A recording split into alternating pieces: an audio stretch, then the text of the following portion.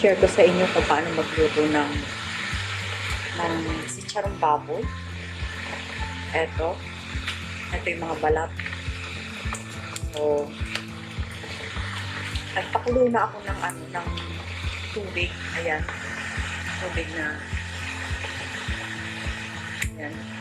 Pinakuloan ko na siya. And then, lalagay ko na itong mga balat. Ayan.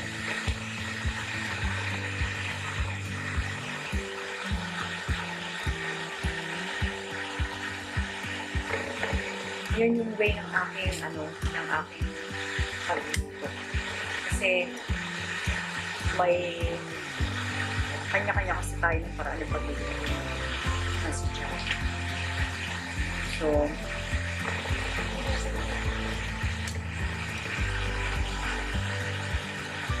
ito kasi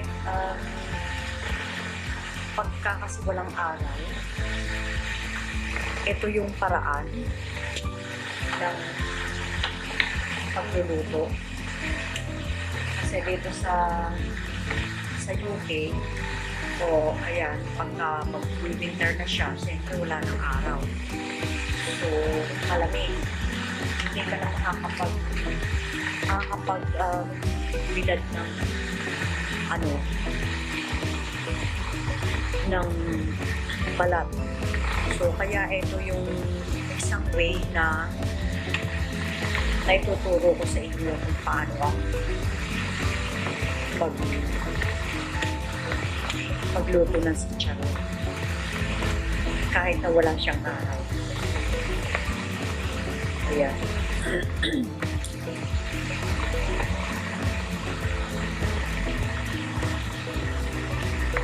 Ito, hindi naman natin talaga siya lutuin dito.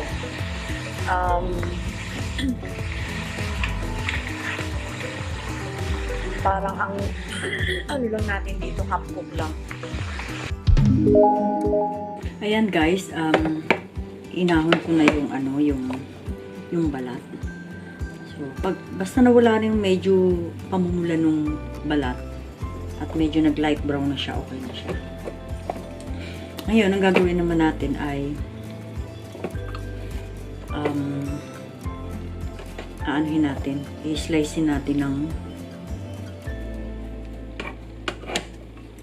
maliliit. Ayan. Slicein lang natin ng ganyan. Ayan o.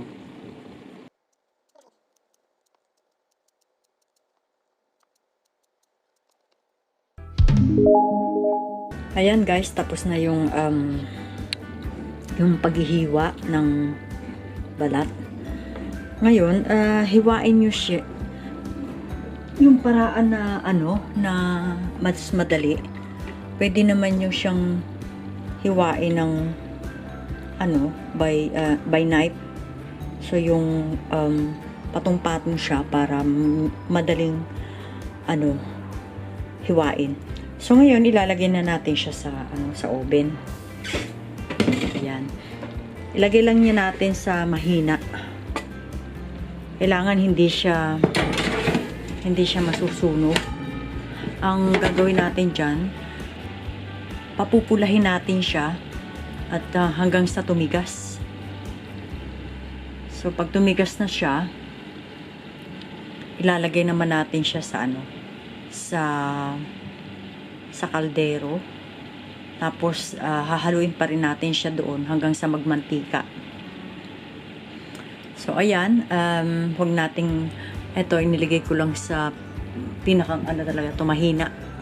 Sa mahina talaga siya. Kasi masusunog yan. Ang mangyayari kasi dyan, dahan-dahan siyang lulutuin ng oven. Kasi yan yung substitute ng araw. Yung pagbibilad. Yan, kita nyo yan siya. Ang kulay niya ay puti pa, diba?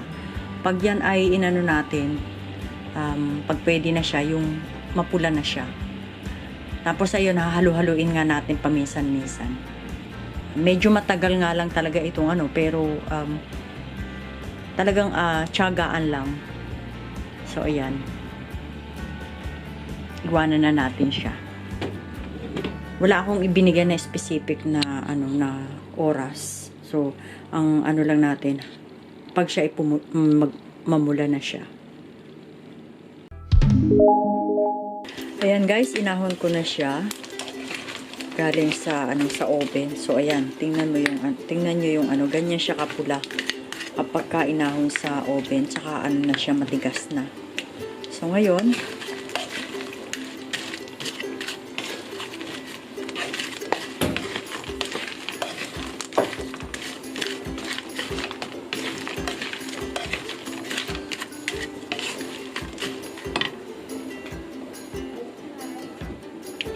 ito na yung final ano, hahaluin na natin siya sa kawali, tapos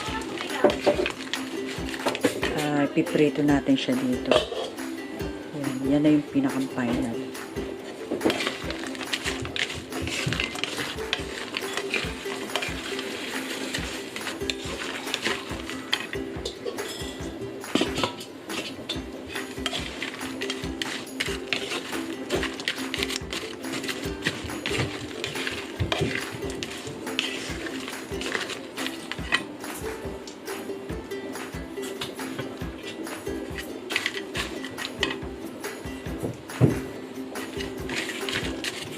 Ito mahina lang din ang apoy nito, alalay lang. Alalay lang ang init. Pero ito, yung pagpiprituhan, ano yan, dapat yan umuusok. Ayan. Yung mantika niyan, yan yung sarili niya mantika. Ayan o. Galing sa oven, so meron siyang ganyang mantika. Isasama natin siya dito sa paghahalo.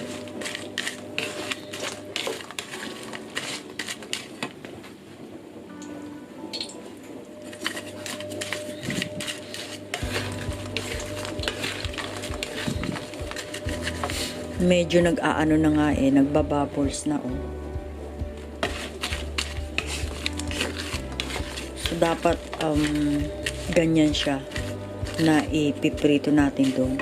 Hindi pa mainit itong pagpiprituhan. So, tinakpan ko na lang siya para mabilis uminit. Saka lagi natin hahaluin kasi para mabalance din talaga yung ano, yung pagkaluto niya. Hello guys, ito ready na siyang iprito. Ayan. Tingnan nyo. Ayan o. Pagka medyo nagbabubble siyang ganyan, okay na siya iprito. Ito, ayan o.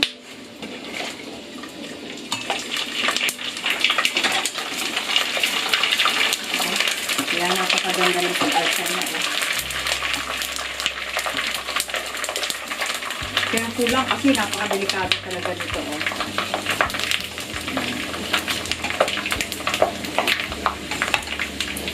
Ganda ng pagka-alsa niya, pagkaluto niya. Haluin lang ninyo ng haluin ng ganyan para ma-balance yung yung luto niya. Kasi pagka hindi hinahalo, hindi rin aalsa ng gusto. Kasi yung iba, parang mapipigil yung pag-alsa. Pero kapag hinahalo mo siya ganyan, mababalanse yung pag-alsa ng chicharon. Ayan.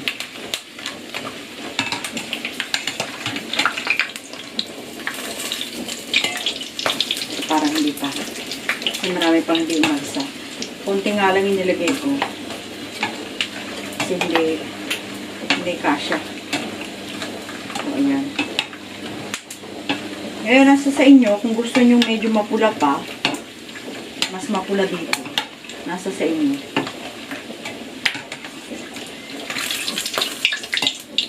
Ayan.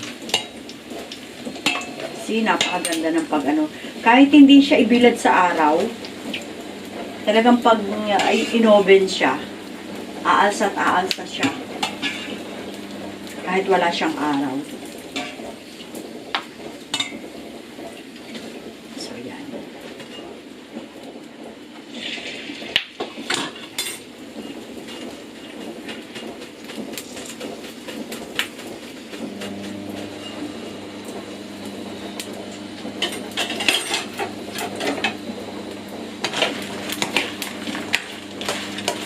Itong nasa kawali, talagang nilagay ko sa pinakang mahina na apoy siya.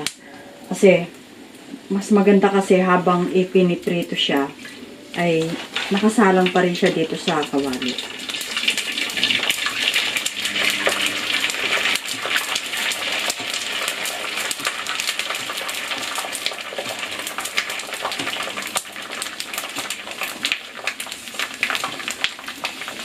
Napakaganda ng ano niya, ng pagkaluto.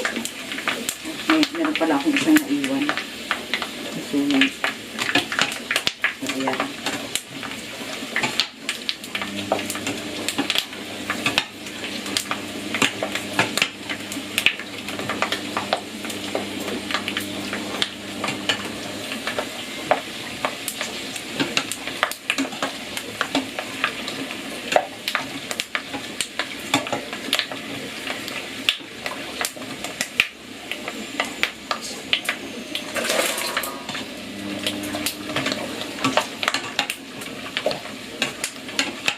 Ayan, ito kung matyaga lang kayo, pwede rin nyo itong pang negosyo or para sa pang sarili din lang. Ayan, ayan. Napakaganda talaga ng dito.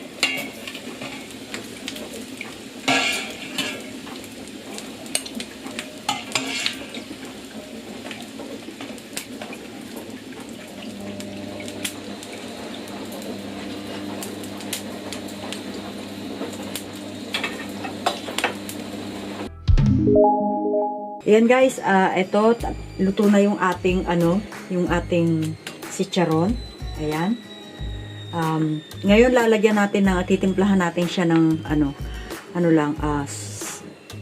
salt powder at saka garlic powder. Ayan.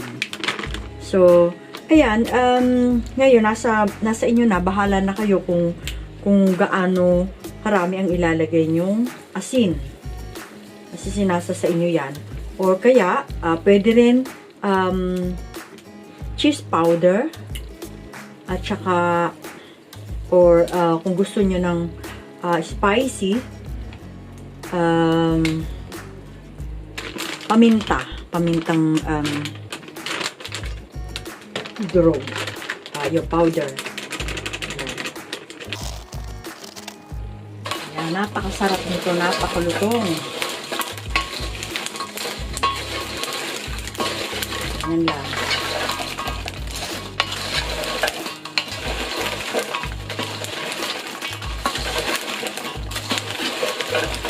Yan, napakalalaki oh.